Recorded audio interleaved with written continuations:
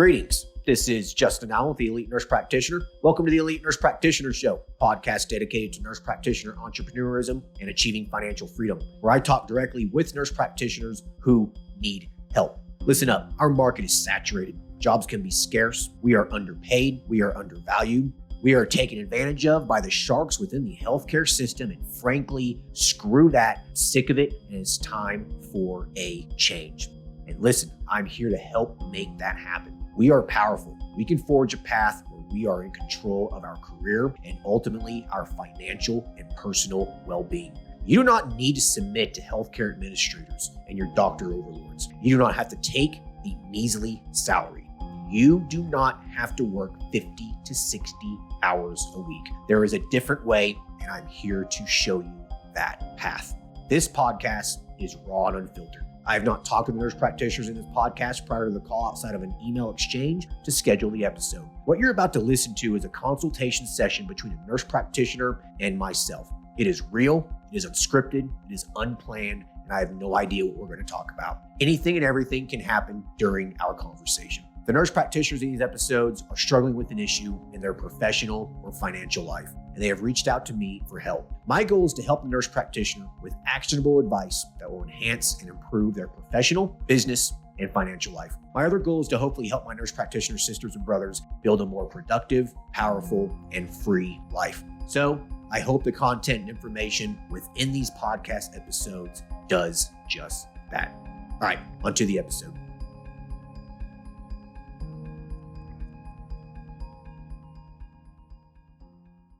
Hello, everyone. Today we'll be talking to Nicki, who is an adult and psych nurse practitioner.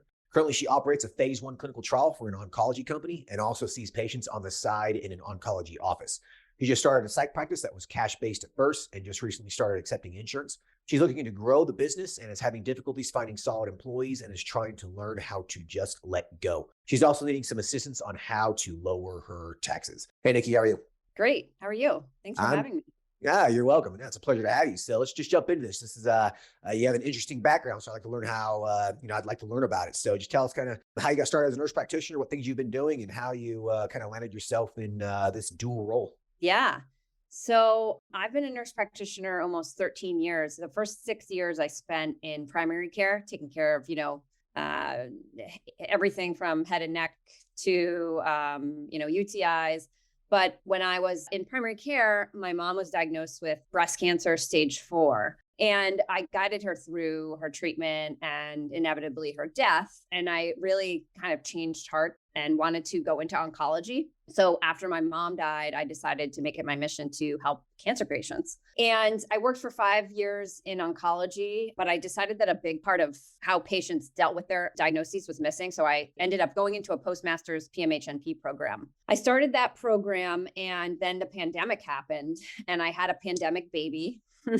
So at the time I had 3 boys under the age of 8 and needed a more flexible job. So I left my hospital oncology job while I was finishing my PMHNP and went to run a phase 1 clinical trial because I had a background in oncology.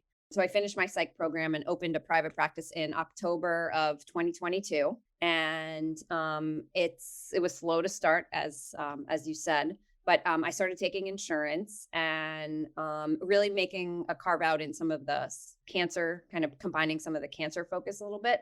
And I have been packed with patients. So it's been great, but I'm right now working 60 to 70 hours a week. So it's been hard with 3 little kids to manage that. Well, yeah. I mean, you keep going down this path, you're going to burn out. You're just going to, there's no way you can do all that long, for extended amount of time. How old are you? I'm just curious. How old am I? I'm 39. 39. Okay. So about the same age as me. Yeah. I start getting into your 40s, that energy starts to decrease a little bit. I don't know if you're feeling it, but I definitely am sometimes. You'd be surprised. I have a lot of energy. I mean, I have to chase 3 kids around. So, sure. No, I have a lot of energy. I'm not tired. That's not the problem, but I'm finding it, just hard. So I'm working 2 days a week into 8 o'clock at night because I obviously have, I'm doing something else during the day. And then sometimes on, in the evenings on Fridays, but I'm always on my computer trying to do stuff because right now I don't have anybody else. Gotcha. Right. You're running thin then, it sounds like. Where do you focus that energy? Where do you focus that time? It's kind of spread out all over the place. Yeah. And I did listen to a previous podcast of yours, and I thought it was pretty interesting because you did say like pick 2 days a week, which I've done. And that has actually made it really nice because I can actually, I know my family knows that I'm kind of gone until 8 o'clock at night on those 2 days. And that's helped a lot. And then everything is streamlined. So like all my electronic medical records, all my billing is all electronic. So there's no paper. I have like everything very automatic. Good, good. So you're automating things, you're developing some systems and whatnot. Good for you. And so you only see patients and do the psych thing 2 days a week then, right? I mean, I'd say in total, maybe 2.5. Sometimes I'll see patients like on Wednesday evenings too, just to kind of make availability, just because I have so many people coming that I can't turn them away. What I have is like 3 patients and then they refer 3 other people, and it's just like catapults. Right. And so when you went from cash to insurance, that's when you really saw the significant uptick.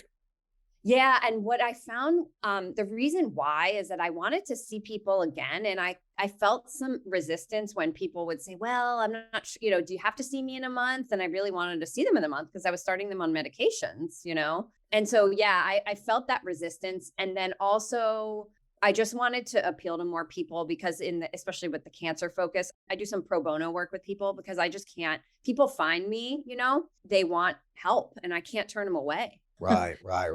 You're going to have to learn how to say no. Yeah.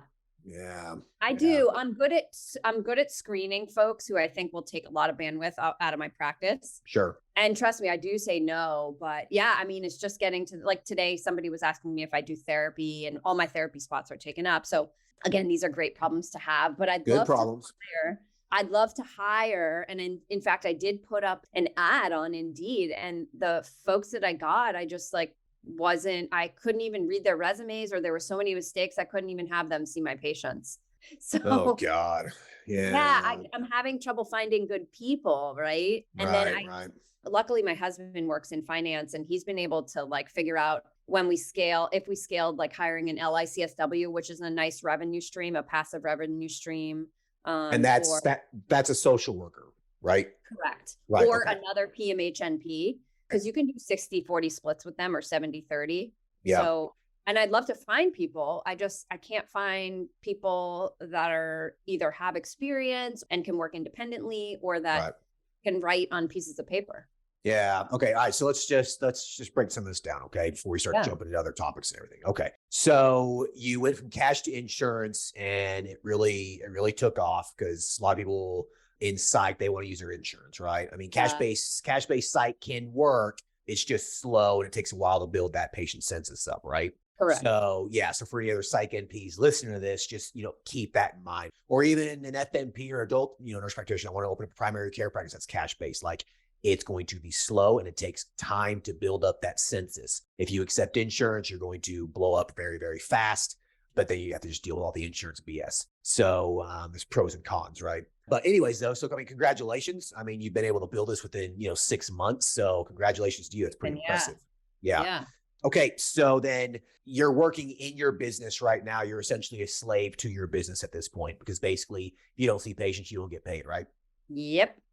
That is a good problem to have. And it is a problem. You need to hire someone for sure. So how can you maximize the revenue of this practice? So you said bring in a social worker or a therapist or a psychologist or whatever. Like, how can you bring in one of those people and bill through them and use them as as an additional revenue stream? Like, how can you do that? Like, outside of a prescriber, let's just talk about more of like the non-prescribing people, psychology, therapy. Like, how can you do that and have them bill and pay them a fair compensation for it and build that into a secondary revenue stream that'll end up giving you more of a passive income? Yeah. I mean, I looked at it, and my husband built out a bit of a chart for me. They really have to see volume, right? In order, because they don't really they get reimbursed like $100 per hour. So if you do a 60-40 split with them as a 1099, then, you can figure out what split that is. But 60, 40, 60 them, 60 you. 60 them, 40 me. Do you make any profit that way? You do if they're 1099s, I think. I can tell you what it is. While we're chatting, I can bring it up. But Yeah, so that would be one way, right? But then they need to see they need to see at least 20 patients a week in order to like really make it worth it, right? Is that possible? Can you not send patients to them for the therapy component? Oh yeah, I mean, I have patients who don't have therapists; they're begging. So Okay, that's so an all idea. right. Well, listen, there's a demand for it. You need to deliver it. Don't outsource that somewhere else. You should be keeping some of that revenue. Yeah, Keep yeah. that business for yourself. So I mean, I think you should make it a priority. While it's not going to be super profitable, I mean, it's still a passive source of income for you. 60/40, I'm all for fair compensation. I am. I'm all for it. But from a business owner standpoint, I can't pay someone 60%. I can't. I feel like it's not fair to the business owner. And so 50/50, sure. 60/40 though, I don't know. I just can't do it. 70/30, hell no. So maybe you're being a little too generous on that. It could be as a 1099 though. You have to remember they're going to take off 30% of that for taxes. So that's not your concern. yeah, yeah, that's true. Well, so That's my husband and I, we made a chart here, and if they see even 10 monthly visits, they're making $8,000 a month. I'm sorry, annually, and that their monthly earnings would be 720 for how many hours of work? That's monthly, 10 hours a month. So okay, so that's good money for a licensed social worker, right? Yeah, it could be. Yeah. $70 an hour.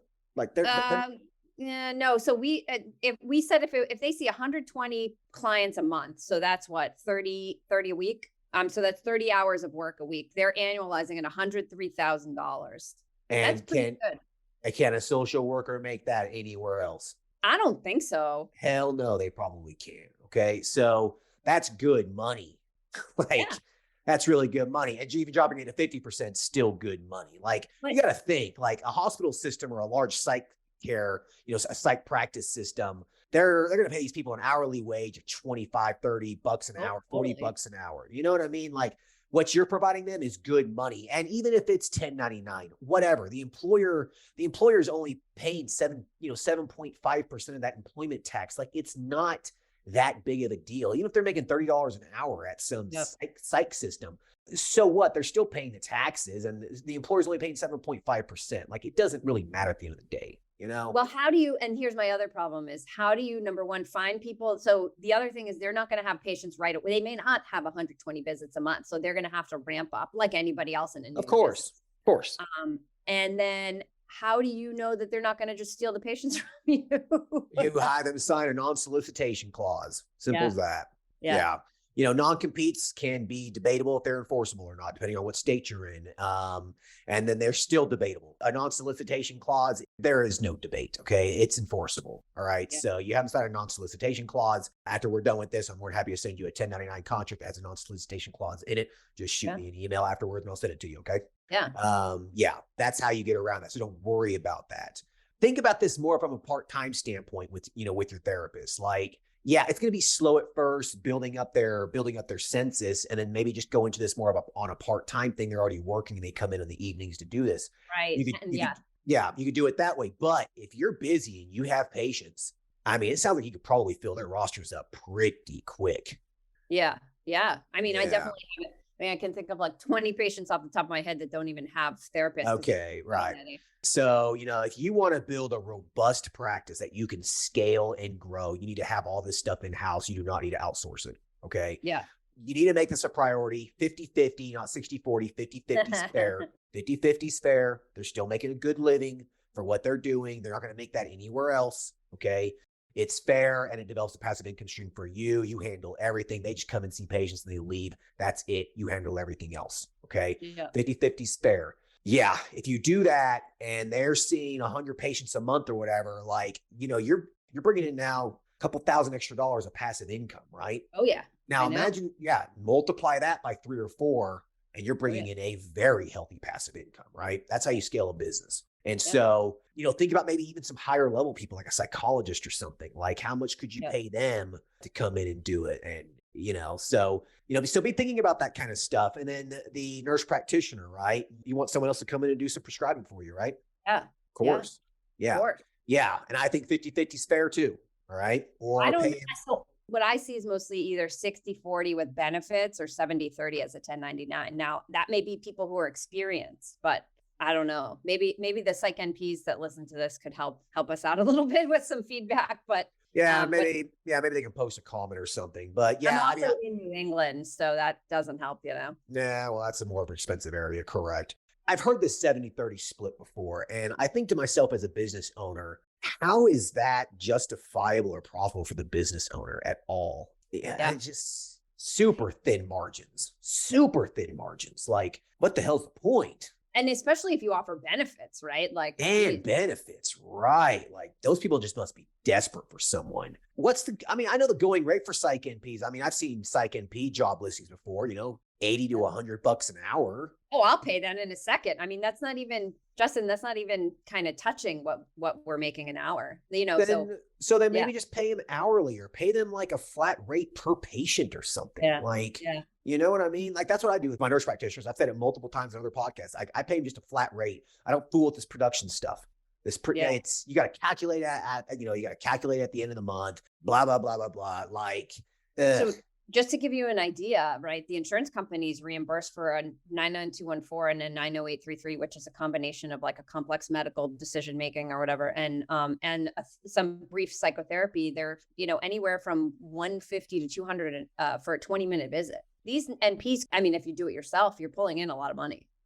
Sure. Okay. Well, there's a lot of people out there that just want to come to work and get and go. Totally. Okay. And I'm happy to do that. Right. Like, a lot of people just want to just go to work and go home. Like, they don't care. Right. And so I would just be super fair here. $150 an hour, call it a day, or per patient.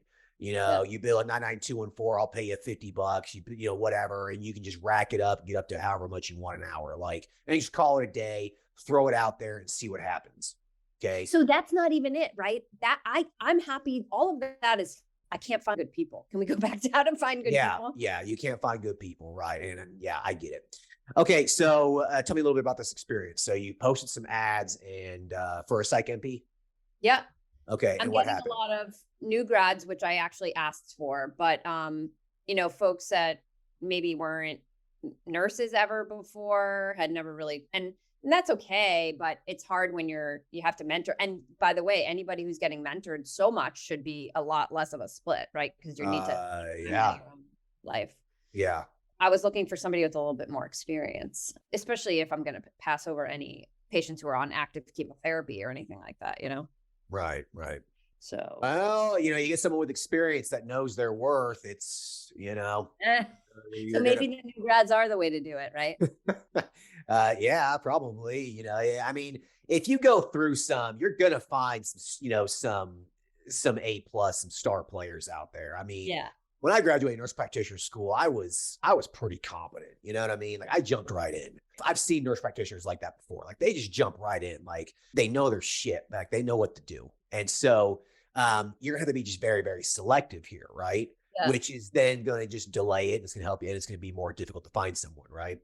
Yeah. So I'm much more of a word of mouth type of person. So I'd rather go through somebody that knows somebody else. And I know a lot of people, so that helps. One of my professors, has a bunch of new grads that she's sending the job posting to. So I'm hoping the next couple months I'll get something. You'll get something. Story from my men's health clinic. When I opened up my second men's health clinic, it took me so long to find a nurse practitioner. I was like, Jesus, what the hell's going on? There are no nurse practitioners that want a part-time easy job. And then I hired another one for my second men's health clinic. We have 2 up there now. And I hired the second one like a month ago or whatever. And I put the ad out, and it was like the perfect applicant applied within days. Men's health experience. I was like, wow. You know what I mean? Like, it's just one of those things. You just never know, right? Yeah. So anyways, in terms of hiring someone quality, post it on the job post. Remember, you're selling it. It's a sales ad. You're trying to sell someone on your clinic. So I usually put the hourly rate or whatever, boom, right in the heading. New grads welcome, $100 an hour, new grad welcome, psych practice, whatever. Like, just, make it eye-catching.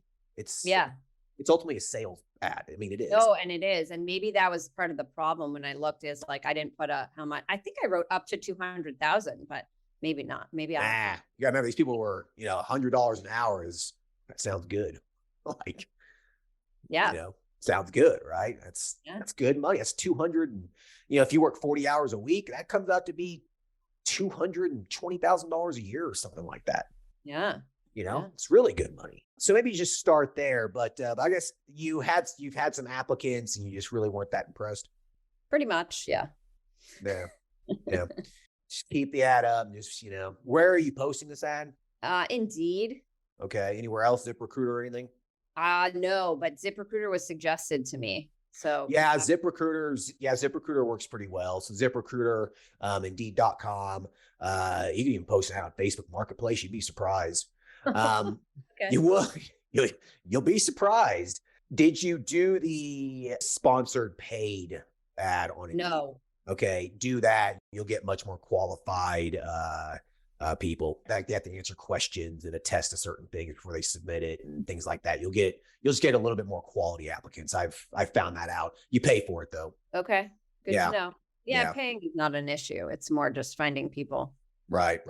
Could you not use them from a telemedicine standpoint? I'd be happy to do telemedicine, and I can actually see some of the patients myself if they need, with the whole lifting of the Ryan hate, I can see them I have an office too. So yeah, if you're credentialed in Massachusetts, I mean, I have people I actually had somebody apply who was really great, but they're not credentialed in Massachusetts. And it would take months for that to happen, So, right. To have a license in Massachusetts.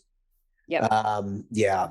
Okay. Well, then you might want to maybe expand your reach out a little bit, telemedicine, work from home, $100 an hour or whatever. It's something to consider. One of the nurse practitioners that I have on my second men's health practice lives like 3,000 miles away, and it's just completely telemedicine. So It works. I mean, it can work, right? You might want to maybe consider that as well. And that would be another option for you. Okay. Yeah, no, I think I should write the hourly rate. I think I agree with you. Absolutely. Yeah. Yeah. So maybe just try to focus more on an hourly rate versus a 70-30 split. I don't see how you can make any money 70-30. I don't know. I just don't know how you make much, So I think there's really not much you can do other than you kind of just got to wait. You just got to give it time, see who applies, Yeah. And these are like my patients, and it's my brand, which I've built, so I just want to be really careful. I don't want people tarnishing my brand, No, I get it. It's difficult to let go. I think what you'll find out, after a little while, or you're hiring a professional. They should be professional anyways, that cares about their license and they care about providing good care to patients and stuff like that. Like, you don't really have to worry about it too much. You really got to worry about that with like some non-licensed person, like a medical assistant or something, Totally. But again, if I can't, if the resumes just aren't great, then I won't even bother spending my time. Yeah. If there's grammatical errors and you can't even understand what the hell they're saying in it, delete. Correct. I wouldn't even fool with it. Don't even entertain it. Yeah. So that's a great idea. I'll change some of the wording, and maybe I'll send it to you after the podcast and you can take a look. Yeah, shoot it over to me. I'm more happy to take a quick look at it. So I guess any other questions about hiring at all? My only other question would be, do you always do 1099? Do you ever benefit people? How do you deal with that? As a small business, you really don't need to benefit people. It's not really, it's not required by law until you're up to a certain amount of employees. That's going to vary state by state, but generally it's like 10. Some states it's like 6, some states it's 10. So I don't. I do give my general staff a like IRA match. I'll do that. It's a tax write-off and good morale. It helps them build their retirement portfolio. So I don't mind doing that. I give everyone bonuses at Christmas and 4th of July. But benefits, health insurance and stuff, that shit is too expensive. You got to really be generating some money to justify it. Yeah. I mean, again, my husband does this for a living, and he's generated the costs, and he kind of says the same thing, is like, unless you're generating a lot of income, it's just hard to justify. Exactly. Insurance. So. It is. I mean, you can write it off. It's a tax write-off, that's kind of where it comes into, like, does the tax savings kind of offset it? Because if it does, then why not, and when you start generating, yeah. But if you're not generating a couple $1 million a year or whatever, it doesn't really make sense. Yeah, that makes sense. Yeah. I just was trying to figure out how to keep good people. That's all. Yeah. Once you get them, Yeah. So how to keep good people, right? You develop a culture in your business that aligns with you and is positive, like you allow people to make their own schedules. They're going to love it. You give them some flexibility. They're going to love it. You give them bonuses. They're going to love it. You give them surprises. fill up their gas tank, buy them lunch. Like if you develop a culture like that, they're going to like their job. People don't like their jobs when they're being told what to do all the time. And it's a crappy situation with negativity and that kind of a thing, Yeah. Yeah. Just think about what kind of workplace do you want to work in? Make it happen. You're the business owner. Yeah. No, I mean, flexible, trusting. Yeah, I mean, I'm not a control freak, especially once I can trust somebody. So Exactly. Right. And that trust takes a couple months to build though. But once you do, you can just let them go, but I'm also very savvy. So I do notice when people make mistakes and will, definitely pick up on things. So Yeah, for sure. For sure. Malpractice, if they're a 1099, I usually just have them have their own malpractice policy. yep, that's the same that I asked my malpractice insurance, the same thing. Yep. Just have them have their own policy. Make sure they just name your entity on it as an endorsement, pretty much. Well, and it's actually really cheap.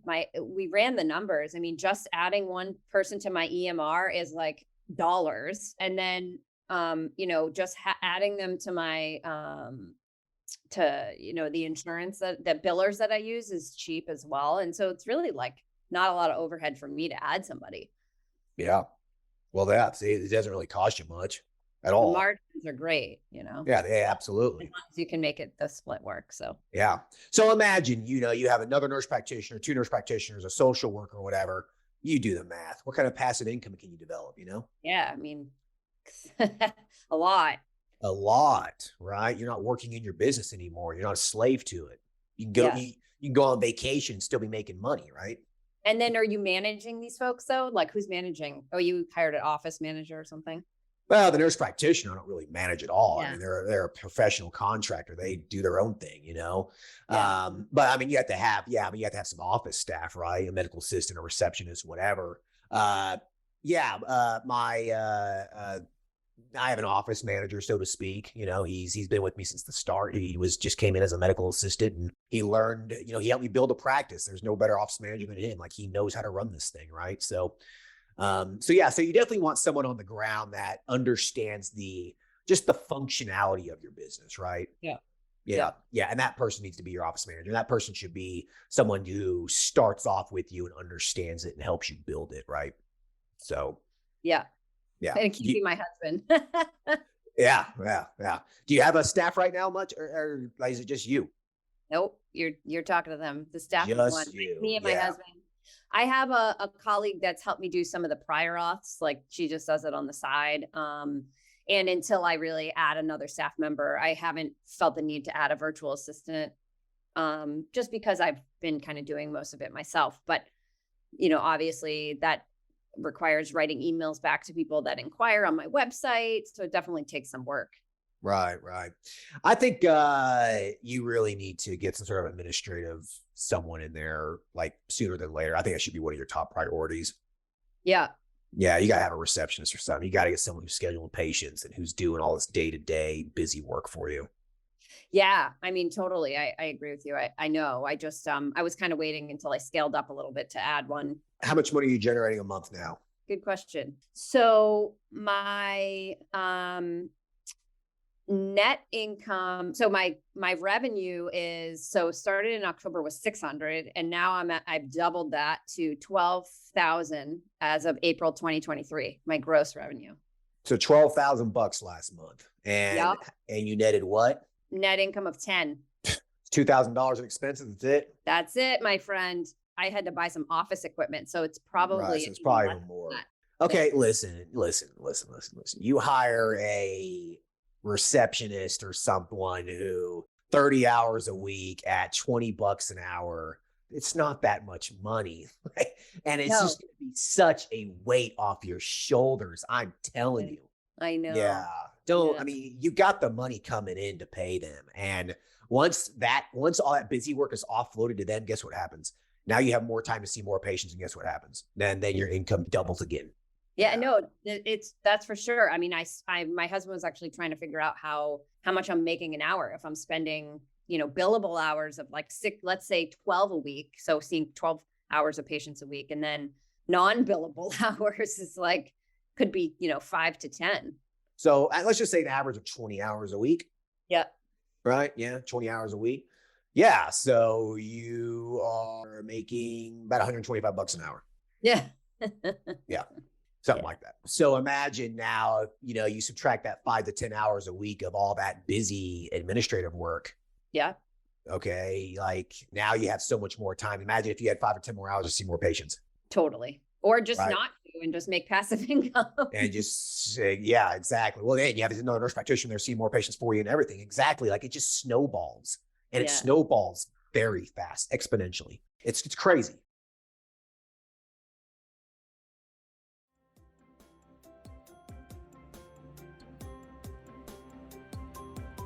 All right. I hope everyone's enjoying the episode so far. I just wanted to take a quick break to thank everyone listening and also give a big thank you to all of my social media followers and email subscribers. If you haven't done so yet, please subscribe to our email list at www.elitenp.com and make sure to follow us on Facebook, Instagram, and LinkedIn. Email subscribers will receive updates on new weekly podcast episodes, multiple weekly articles we publish, new courses, and everything else related to helping you succeed. Remember, all elite nurse practitioner courses are designed to help you build a niche practice, increase your financial strength, and to break free from the rat race. If I can break free and the other countless nurse practitioners can break free, then so can you. Additionally, please share this podcast with your other nurse practitioner sisters and brothers out there. The more NPs that venture out on their own, the stronger our profession will become. Now, let's get back to the episode.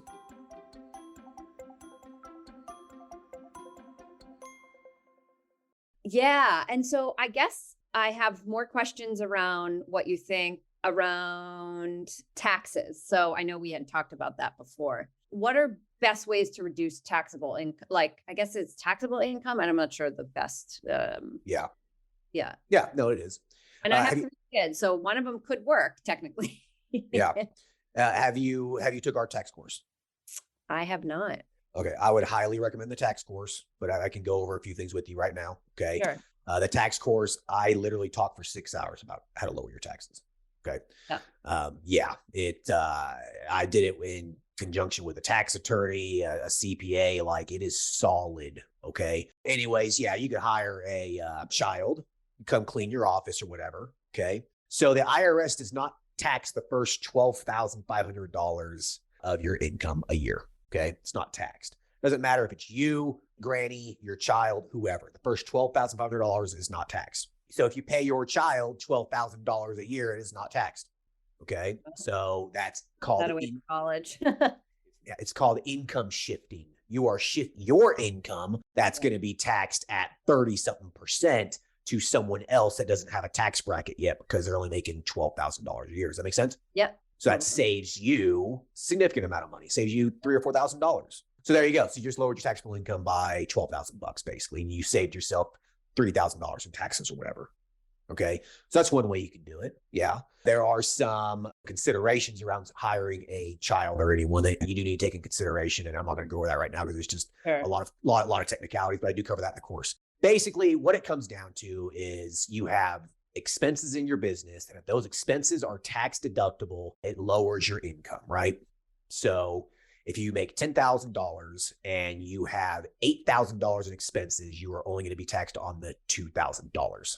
Yep. So the more expenses you have, the lower your taxable income is. And so you want to focus on things that are 100% tax deductible. So business meals, for example, okay, they can be 100% tax deductible. I think I had something like $10,000 in business meals last year. Okay? That's a lot of meals. It's a lot of meals. I entertained a lot of people, I mean, there was a lot of business talk. Okay. There's some rules around that as well, but yeah. You can have a party at your house, a business party, and happen to just coincide with your child's birthday party. Okay. You can write that stuff off. Your business vehicle, you can write that off. 2022 was the last year that you could write off 100% of the vehicle in the first year. You could depreciate the entire value of it in the first year. This year, it's 80%. Next year is going to drop down, I think, to 60% and so forth. Now, what if you don't use your vehicle? Like, I mean, I'm on the phone all the time talking to clients or talking to this. Do you deduct the entire amount or you just do like 50%? Because I mean, my office is down the street. It's going to be a mixed use personal vehicle. Yeah. So there's some percentages and stuff that you have to take into consideration. Yeah. Okay. Yeah. Become a part-time realtor. You're driving around all the time, right? Yeah.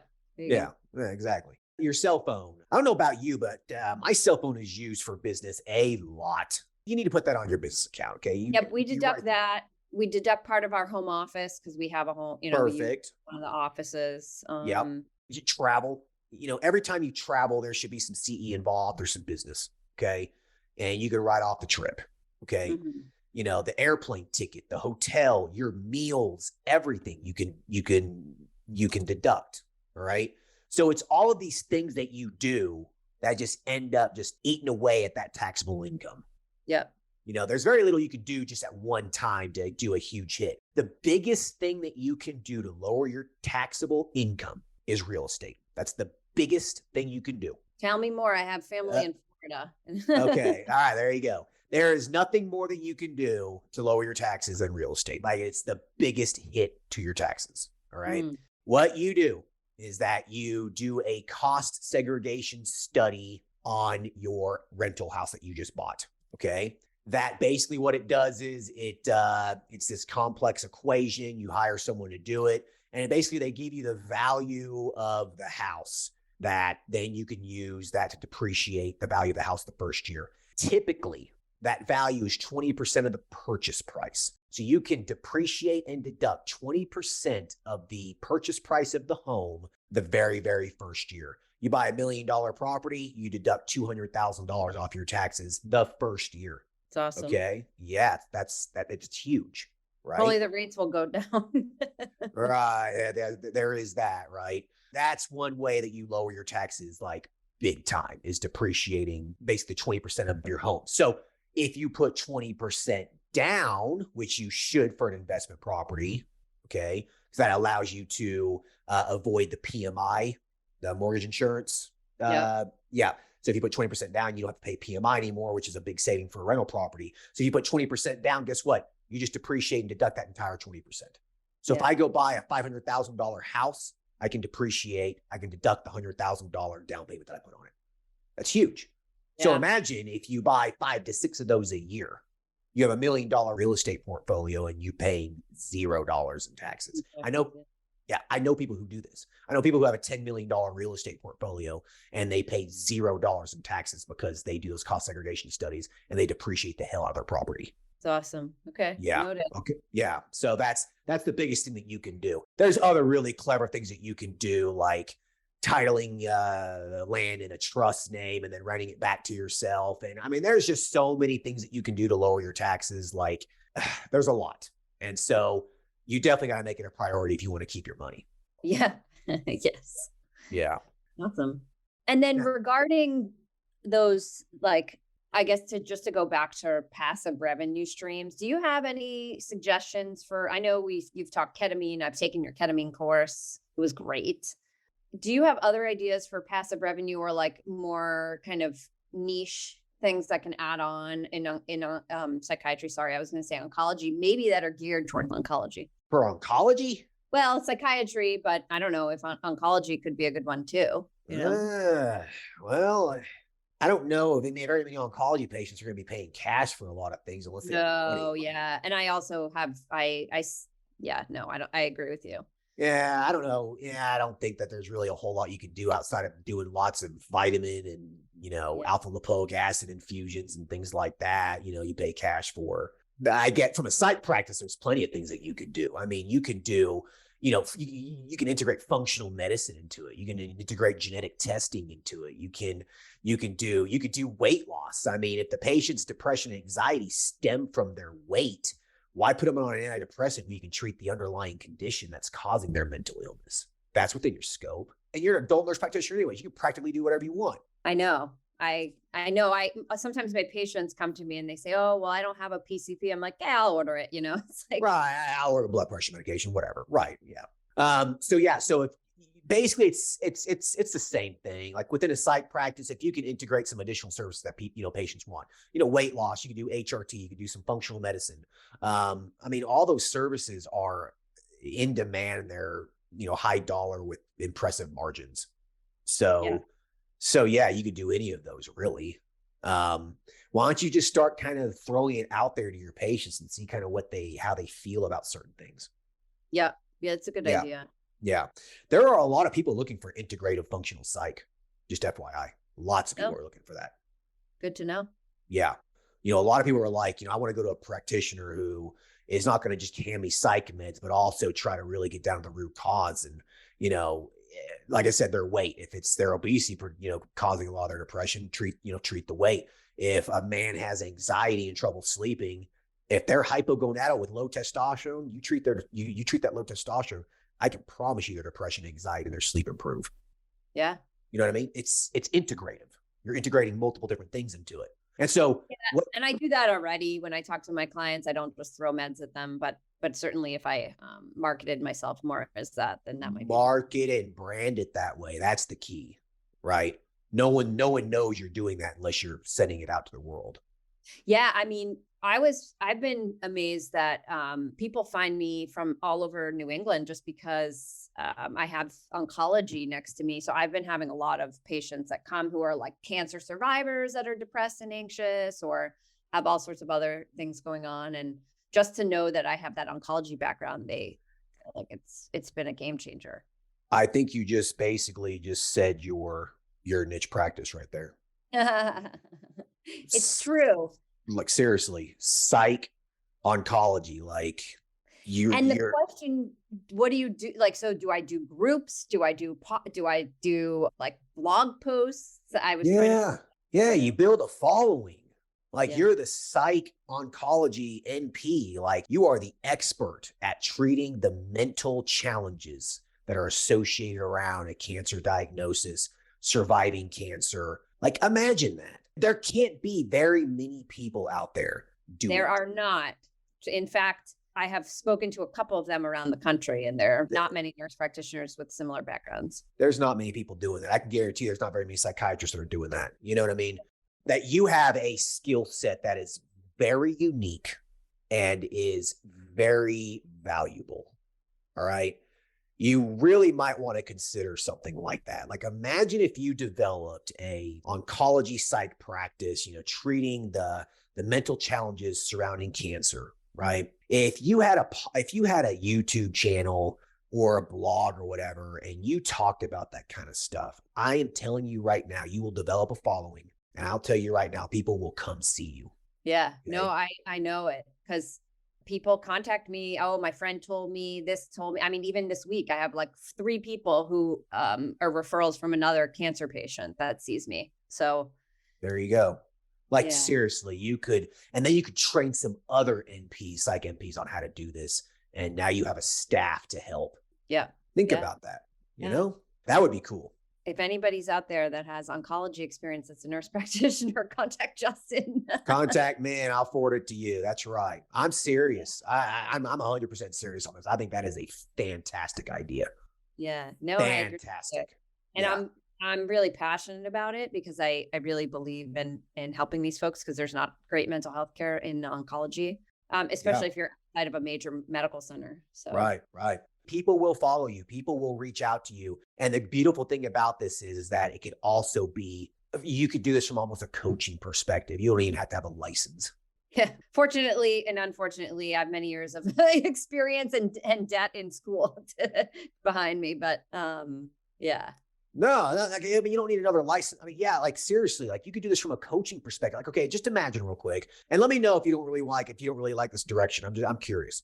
Like, imagine if you had a YouTube channel, a blog, you wrote articles, you built this kind of online persona of you being this expert oncology, mental health, basically like treating the mental problems that go along with cancer. Now, imagine if you created this online presence like that, website, you had like an ebook, you had a YouTube channel, all this kind of stuff. And it's broadcast, it's nationwide, right? It's online. And you get people who start following it. Someone scrolling through their Instagram and they see your little video, they watch it and like, oh my God, my mom is suffering so bad. And they click on that and you have the ability to do a coaching call with them. You do not prescribe, you do not diagnose, but you can help them still with a phone call, $100 or whatever it is, but you never use your license. You can't do that, but you can still use your expertise though. Imagine how that could grow. Yeah, like viral. Yeah, no, I know. Because trust me, it's sad that people are so desperate just for help. I know it is. It is sad. And you could really provide a valuable service there. If you want to go that route, just spitballing an idea out there. Yeah. Yeah, no, it's a good route. So my problem is, how am I going to take that time? It's that all of that takes a lot of time, right? It takes a lot of time. Well, yeah.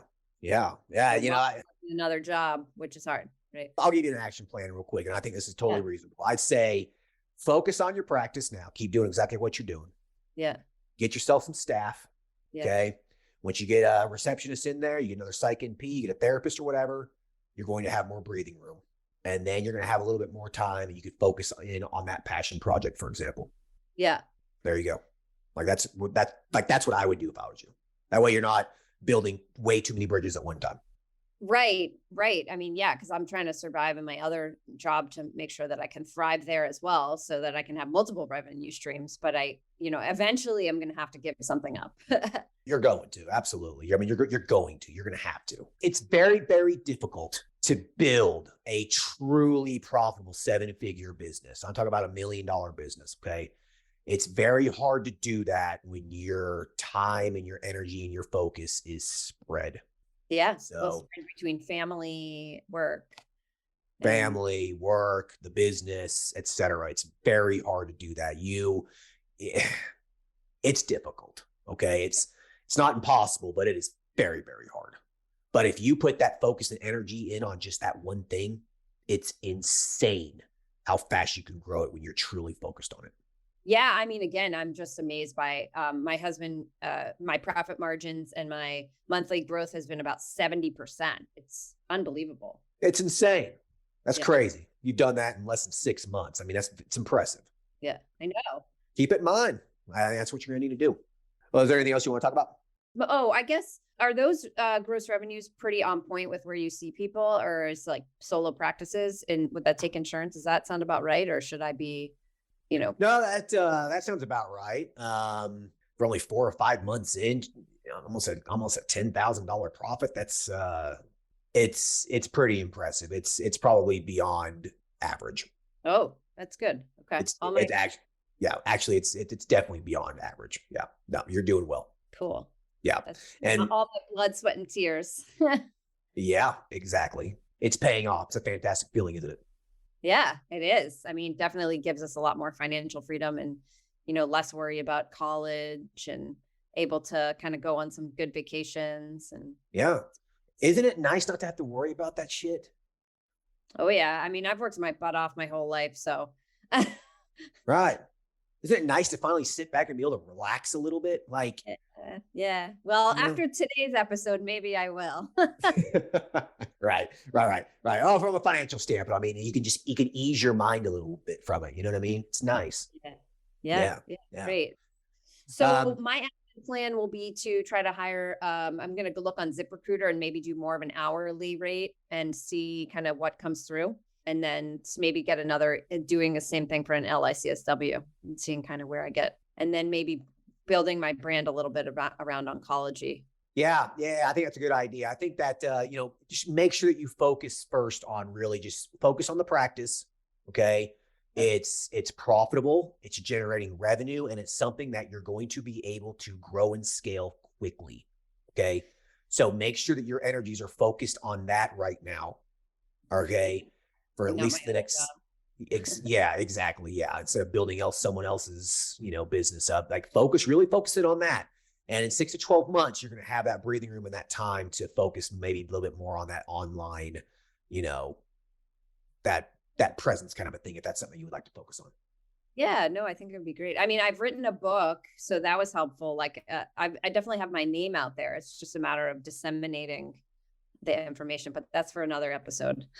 Yeah. If you ever want to talk about that a little bit more, I'm more than happy to help you on that. Yeah. No, I think it'd be fun. Answer comic book. But yeah. Anything else you want to talk about? No, I think I'm good. I mean, any other advice for me besides what you've already kind of brought today, which I've really appreciated. Thank you.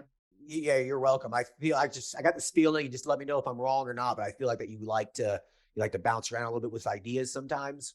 Oh yeah. Yeah. I mean, listen, a true entrepreneur, this is what they do. They get this shiny object syndrome. They bounce around and they do. Okay. I mean, I'm guilty of it too, but I'll tell you what, it will be the death of you if you don't learn how to focus. You got to focus in on what is working. It is so important. So instead of figuring out the next idea or another business or whatever, don't do that. You have something profitable in front of you that you can grow that damn thing to the max and then go on to the next project.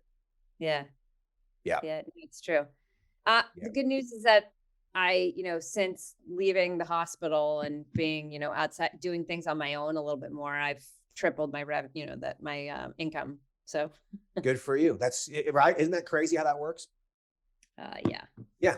You leave your job and you end up making more money. The same thing happened to me when I left the urgent care. Like, it's crazy. Yeah. Yeah. You've listened to other episodes before. I like to end the episode with you asking me questions. Is there anything you've ever been curious about my life or my business or anything like that? No, I've heard it all. So no, I think, your life is great. I'm assuming you're doing a lot of passive income sources. So it's awesome. That's what I'm focusing on. I'm focusing on, I built a portfolio of investments in my life that pays me on a monthly basis that I can live off of, basically. Like, that was kind of my goal when I set out 5-6 years ago, and I've been able to accomplish it. I'm almost there. Like, I'm almost at the point where I could just step away if I wanted to completely, and I could live a very comfortable life. And have a couple of kids, and then you'll start saving for college. You know what? I'm not paying for my kids' college. Screw that. They're going to take out some loans. I had to teach them how to do it. There you go. But yeah, maybe that'll change. Who knows? It probably will. So yeah, have 3 boys and then see how your life looks. Well, I got one now, but he's only 5-6 months old. So we'll see how. I'm sure that'll evolve. I'm sure. So yeah. Anyways, cool. Well, listen, this was a great episode. So follow up with me. Shoot me that email, and I'll send you that 1099 contract. Okay. Thanks so much. All right. You're welcome. Take care. Take care. Bye-bye. All right, bye.